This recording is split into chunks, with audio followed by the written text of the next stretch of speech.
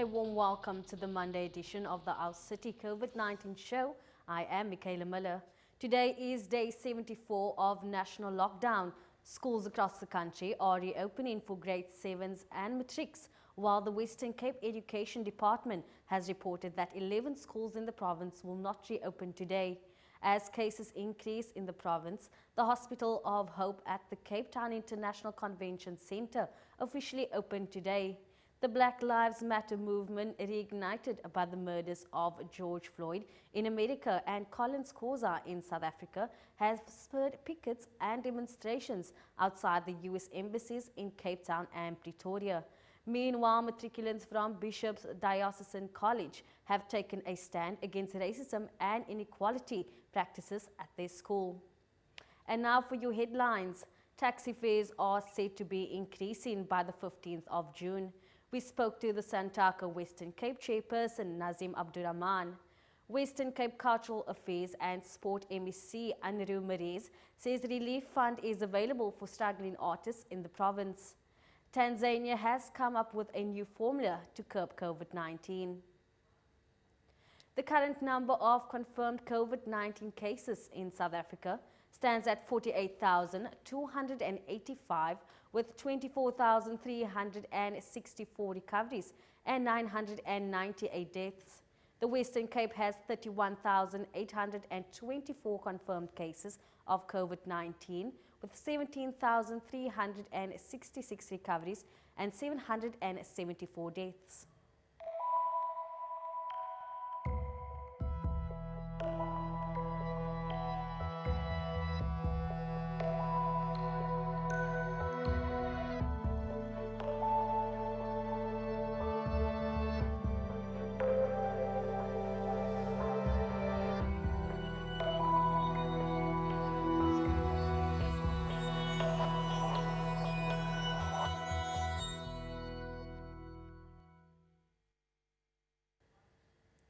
The CTICC Field Hospital, or Hospital of Hope, as it is now called, is ready to reopen today.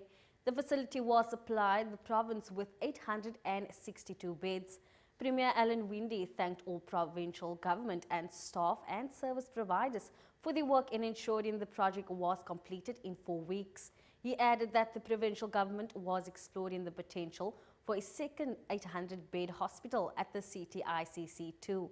President Cyril Ramaphosa joined Winde for the opening on Friday.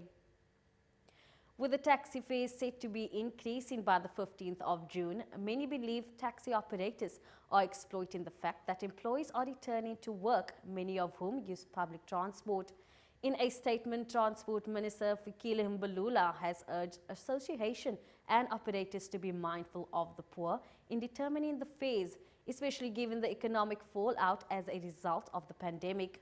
Meanwhile, Santaka Western Cape chairperson Nazim Abdurrahman said the organization was unaware of the rumored increase and they were dealing with the matter. This is what he had to say. Well, it came to our notice that there is taxi associations that is taking the liberty to increase the taxi fee, the daily taxi fee. As Santaka, we did not send out a communication, but we are dealing with the issue at the moment. Look, we are in negotiations. Our National Santaka office is in negotiations with the National Office of Department of Transport. There is a working team that's working on the relief fund to make sure that that operators get paid for the loss of earnings towards the turnover. So at the moment, I believe that there will be a release towards the end of the month. We are not aware. It's going on social media at the moment that operators took the liberty to increase the taxi fee. As in Santaka, we are dealing with it and see how we can assist with this matter. We haven't discussed this in committee as yet, and we are very concerned if operators are doing things without our consent. However, we first need to discuss the matter and then obviously approach it in a different way. Western Cape Education Debbie Schaefer has reported that 11 schools in the province did not open today following positive cases of COVID-19. Another 2 had inadequate water and sanitation. In a media briefing yesterday, Basic Education Minister Anzi Mutshekga said where practically possible, learners from the not-so-ready schools would be moved to neighbouring schools that met the set health, safety and social distancing measures and requirements. Schaefer and the Western Cape Department of Education face legal action from 2 teachers' unions over the decision to reopen schools on the 1st of June. Meanwhile, pupils from more than 20 top Western Cape high schools have taken to social media to speak up about what they deem to be blatant racism at private and former Model C schools. Last week, the matrics at Bishop's Diocesan College held a protest and handed over a memorandum of demands to counter racism, discrimination and systematic oppression at the school. An Instagram account called You Silence We Amplify has since posted numerous anonymous claims of mistreatment. The schools included Rondebosch Boys High, Westford High, Springfield Convent Senior, Rustenburg Girls High, various Waldorf schools, St. Cyprian's, SACS, Wynberg Girls High, Pinelands High, The Settlers High, Edgemead High, Cedar House, Rhenish Girls High and Redham House. Western Cape Education Department spokesperson Pranag Hammond said it was not aware of any protests. One of the hardest hit sectors during the COVID-19 pandemic has proven to be sport, arts and culture, leaving practitioners in need of relief. Helga Jansen Dauber spoke to Cultural Affairs and Sport MEC Andrew Merez to touch base on the current state of sector and the way forward. I'm with the Minister for Cultural Affairs and Sport, Minister Andrew Maree. Good morning and thank you so much for joining us. Good morning and thank you for having me this morning. Minister, indeed, unprecedented times. It is taking its toll on all of us, lockdown level 3. Minister, describe to us the impact of COVID-19 on the cultural and sports sector in the province. You know, with this lockdown situation of Corona or COVID-19, whatever you want to call it, everything just went down. It's all, you know, nothing is happening in our cultural affairs sector as well as in our sports sector. You can practice at home and all our artists, most of our artists is on virtual social media. But, you know, there's no income and it's a difficult time. And then with the regulations, especially for sport, you know, we're in between the devil and the deep blue sea. And that's how it is at this moment. I think it's a difficult time, but I also think that we will overcome it. We are a very resilient fraternity. Minister, you spoke about the impact on artists. How is the department assisting performers, people in the film sector, and you know the whole environment around culture? How is the department supporting those workers? We do have a relief fund. It's not a lot of money, but we want to try and help everyone. It opened on the 6th of May and it did close on the 19th of May, and we're in a process of looking at everyone, all the emails, all the requests, and we had 1,332 for the culture fraternity and 108 for the sport fraternity. And we're going through the whole process, and we do have independent selection committee, if I can call it that, the easiest way, to look at it, and we will have an answer. It will be on my desk next week to go through it and sign off if I'm happy with what's happening. But because of course, yes, no, Elga, you can say, yeah.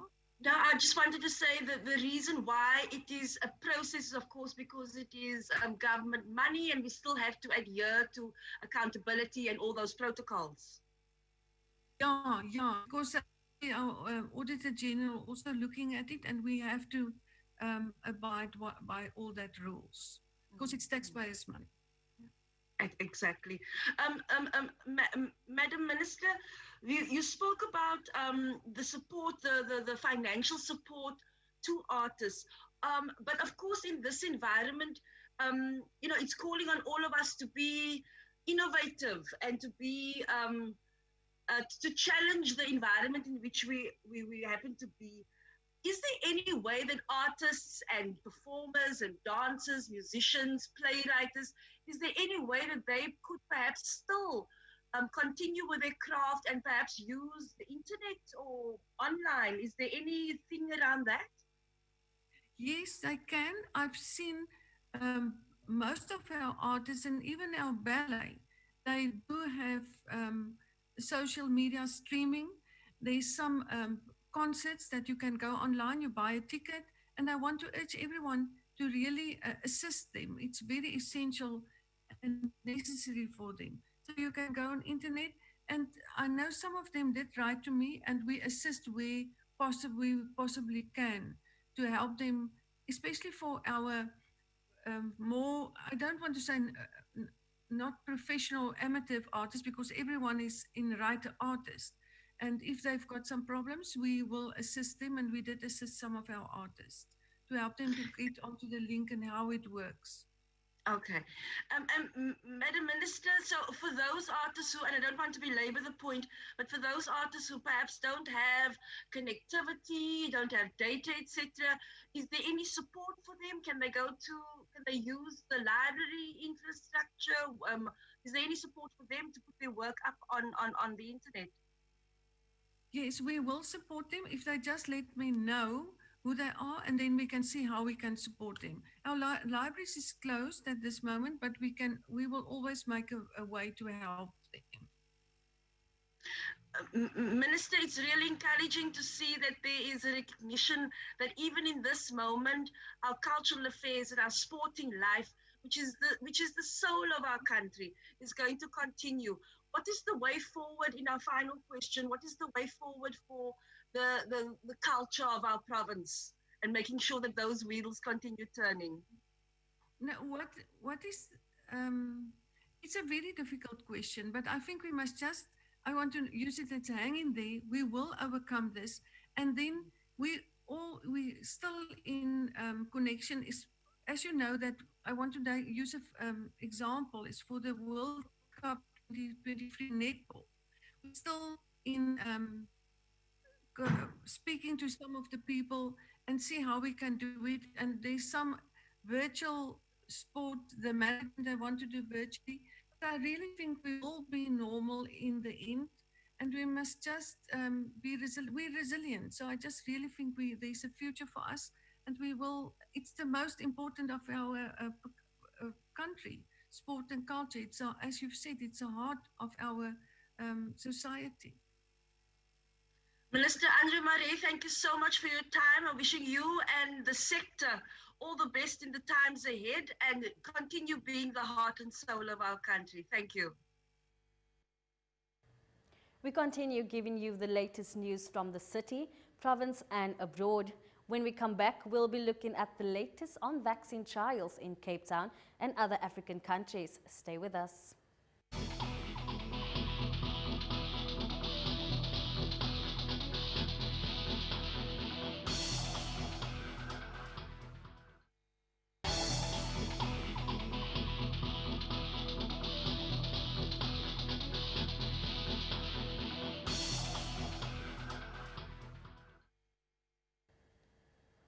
Welcome back. You're still tuned into Channel 263 on DSTV and the Monday edition of the Our City COVID-19 show on Cape Town TV.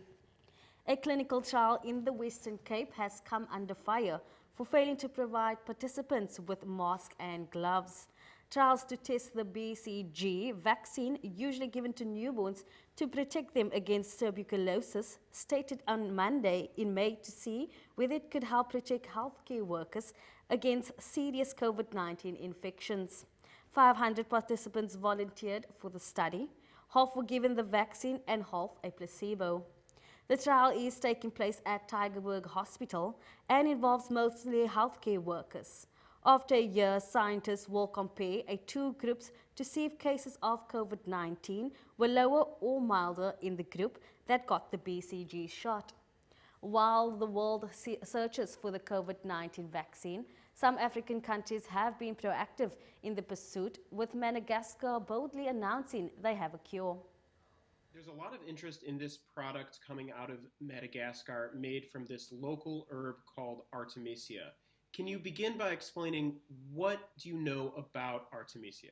What I know about it is it's available. It grows wildly in quite a number of African countries. For example, if you go to Zimbabwe, you will find this in your supermarket as a herbal tea, pretty much like green tea and so on. People consume it for quite a number of illnesses, primarily malaria. Is this actually useful, or is this actually effective in fighting COVID-19, which is what the president of Madagascar claims? We do not know. But my own perception is that the president of Madagascar, even with the resources that they have, even with meager resources that we have in Africa, I think it is very easy to set up a very basic clinical trial so that at least we can prove that it is effective. And that has not been done. And if I remember correctly, just last week or the week before, even the Minister of Health in Madagascar was skeptical about its effectivity.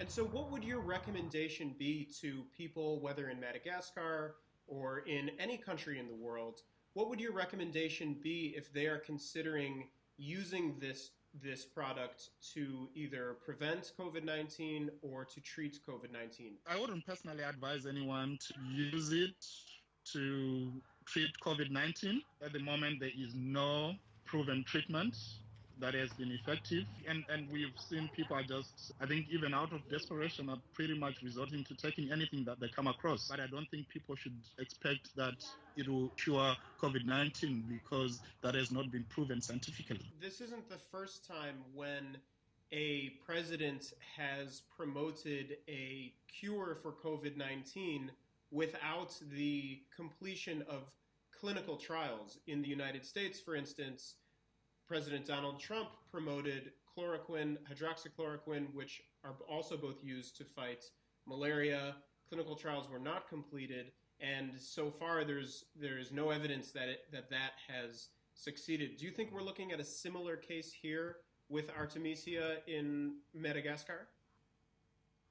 I think so, and I think the only difference is that now there's widespread use beyond Madagascar of this herb, which is not the case, I assume, in the USA, where I don't think a lot of people are using chloroquine as a treatment for COVID-19. We've had quite a number of drugs that have been speculated to be effective, and they've been put to trial. So I think we still have to go through that process of actually conducting trials, even if they're small and rapid, so that at least we've got scientific evidence to demonstrate that whatever we recommend people to use has been tested scientifically to be effective.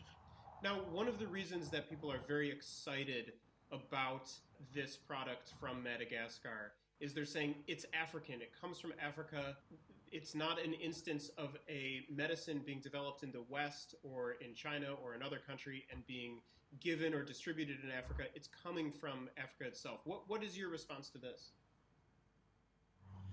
Yeah, I think that's a positive. And if it was to be shown that it is effective, I think this will be a great breakthrough for Africa because it's something that grows wildly. But at the moment, we still have to test its effectiveness and prove that it is effective before it is widely promoted.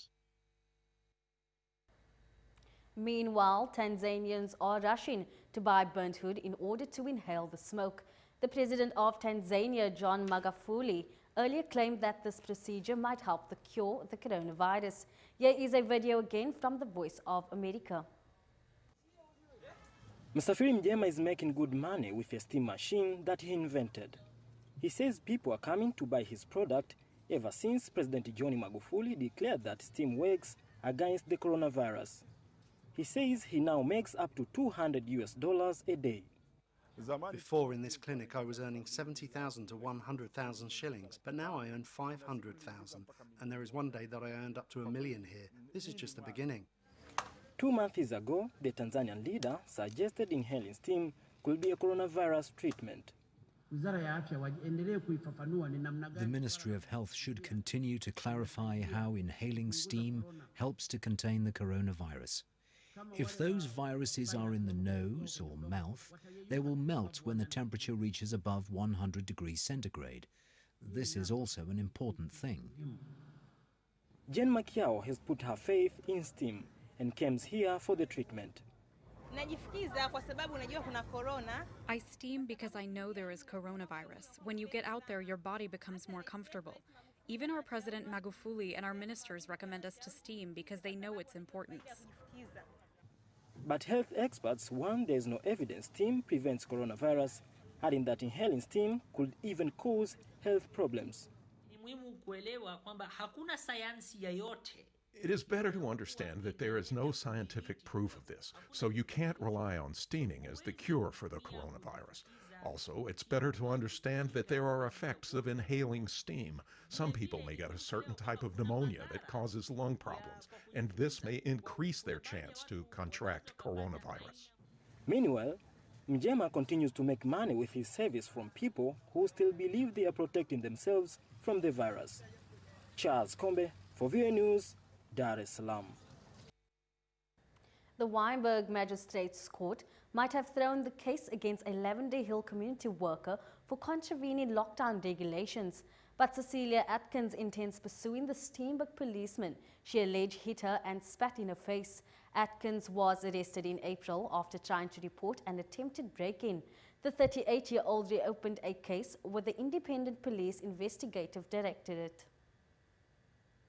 Welcoming a new life is usually a joy to families up until the coronavirus came and changed everything we considered normal. The following video explains how the virus has changed the delivery ward regulations.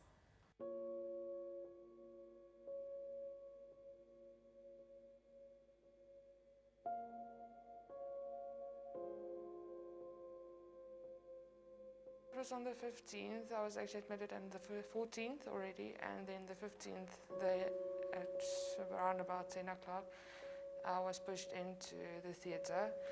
And before that, we asked if my husband was allowed to even just see the baby. Unfortunately, he wasn't even allowed in the hospital. He was only allowed in the parking lot. They came in and I said, okay, so after everything's done, can I let him know so that he can come in and just see the baby even through the window? And they said, unfortunately not. I was the only one allowed inside. I was the only one allowed to go near the baby. That was even a whole procedure. Washing hands, sanitizing, putting on a gown, putting on gloves, mask. You didn't even actually touch your baby. It's more like you're seeing your baby through another glass. It's really not something I wish upon any mother going through it. Yeah, sure, the sisters, they were very nice. They really supported me in every way they could.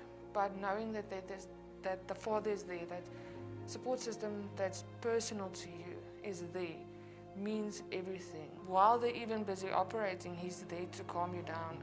I get panic attacks, so I shiver like crazy. And with him being there, talking to me, telling me to calm down, relax, you can do this, it really helps a lot. Where with COVID, there's only the sisters, the doctors, and they're so busy concentrating on what they're doing that there's nobody to talk to, there's nobody to help you through it. A sister came, she showed me the baby for a few minutes and baby was gone. I was in for 3 days, the normal 3 days, and then baby was there for a week.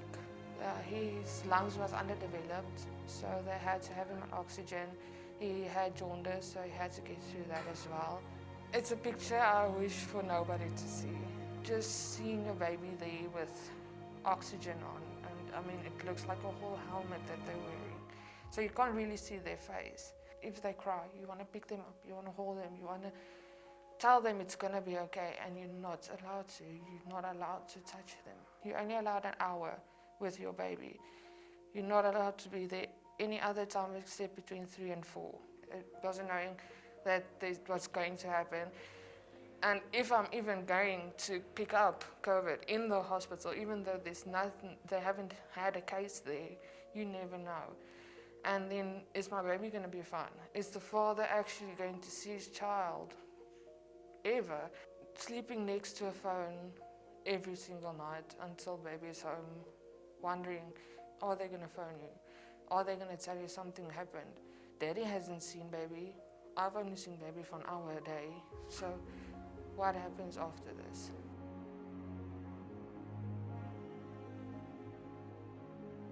So I gave birth the 15th of April. It was a really good experience. I gave birth with a midwife. We did a stretch and sweep early in the morning, about 10, and he was born 7 minutes past 5 in the afternoon. Very, very quick labor. A birth with a midwife is a more caring environment.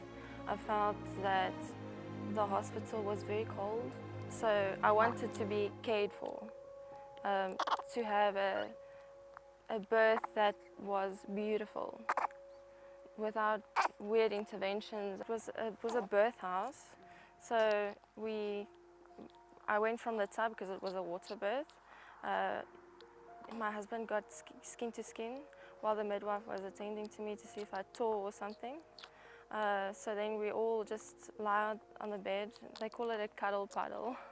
So all of us just lie on the bed and you start breastfeeding, which was very important for me. We're all just together, and that's what mattered. My mental health is really suffering. I do suffer from postpartum depression. I had a very bad, very, very bad postpartum depression with Emily. You constantly feel anxious, like, would it not be better that I'm not here? That's literally what goes through your mind, and the fact that you can't get out really, it makes it worse. You feel like like you must be dead. Literally, that's what goes through your mind.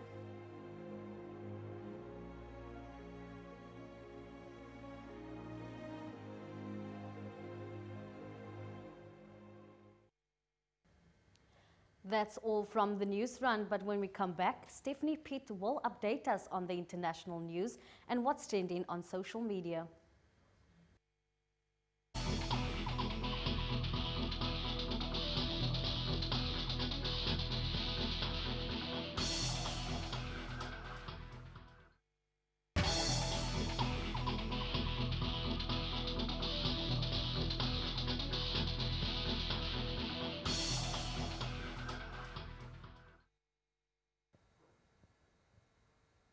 Welcome back. You're still watching the Our City COVID-19 show. I'm Stephanie Pitt.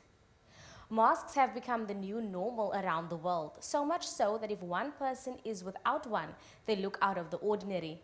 But what are masks and how many variations do we have? In the video, the World Health Organization shed some light on this. Thank you very much, and thanks for the question. So really, we have quite exciting updates of this guidance, and really what we're looking at with respect to the general public in areas where there is widespread community transmission and containment measures or control measures such as testing, contact tracing, or maintaining physical distance is a challenge for the general public. There is now the advice that they can use or should be encouraged the use of non-medical mask. The non-medical mask is often called face coverings or cloth mask, and here we're using the terminology from now onwards as fabric mask. So these are basically things that either can be made at home, they can be commercially purchased. We actually have some here we can show. The idea is that these actually, the reason we're doing this is because many times in the community now there are concerns about not only not maintaining the distance, but there is discussions now around how much transmission is happening through either pre-symptomatic or asymptomatic transmission.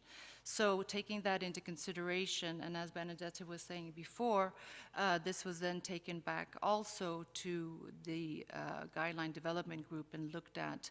And now really the consensus coming out is that when people are in the public with these masks, they can actually use, and they provide some source of actually control. So what they do is they prevent person who may actually have the the disease from transmitting it to somebody else.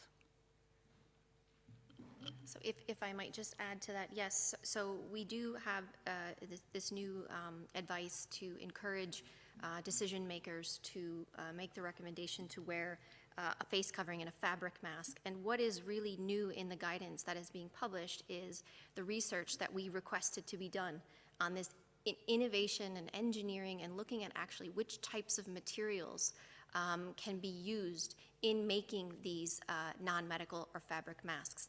So what we have in the guidance are details around which types of materials, the numbers of the layers, and we recommend 3 layers of to build this fabric. The inner layer being an absorbent material like cotton, a middle layer of non-woven materials such as polypropylene, which is the filter, and an outer layer which is of a non-absorbent material such as a polyester or a polyester blend. And in doing so, what the evidence we have through this research is that with those 3 layers and in that combination, that fabric can actually provide a mechanistic barrier that if someone were infected with COVID-19, it could prevent those droplets from going through and infecting someone else. And this is new, novel research that WHO commissioned that we didn't have a month ago. And this started when we convened the world's experts on a variety of topics in February to discuss what are the key questions, what are the critical questions that must be answered in areas all the way from epidemiology to infection prevention and control, health workers, all the way through clinical trials for vaccines and therapeutics. And this is new, and this should be encouraged even more. We need our partners to carry out studies to be able to help us make the best guidance going forward. So if people are going to wear a medical mask, a non-medical mask, or a fabric mask, it can be done using materials that can actually provide that barrier. And in our guidance that we're releasing now, it gives the outlines to do so. And we're talking not about giving advice to companies to build them. You can do this at home. These are materials that can be sourced by individuals and put together in a certain way so that it can provide that barrier. So that is something that is new. This area of research will expand, it will grow, and we will evolve our guidance as more information becomes available. We also encourage leaders and countries that have the capacity to do so, to carry out studies to show how do these masks work, what kind of benefit do they provide, because we need this. We need to fill this space. It's an open question, and we need the research to be conducted, and we need your help in doing that. Now let's take a look at the popular hashtags on Twitter today. Hashtag Justice for Naledi. Another day, another victim of gender-based violence. South Africa is remembering Naledi Pangindawo, killed by her partner Mlondolozi Ntlangulela, who has handed himself over to police. Hashtag schools reopening. It's a big story today, but many are asking why water and sanitation facilities were not built at schools prior to coronavirus. Government has managed to do so during the pandemic. We'd like to know your views on burning issues during this pandemic, so we'll be posting burning questions on our Facebook page daily, Our City CT. You can also follow us on Twitter at Our City CT. That's it from me, Stephanie Pitt. Please stay with us. After the break, Michaela Miller will be giving you information on resources and places of safety you can use during this period. Stay with us.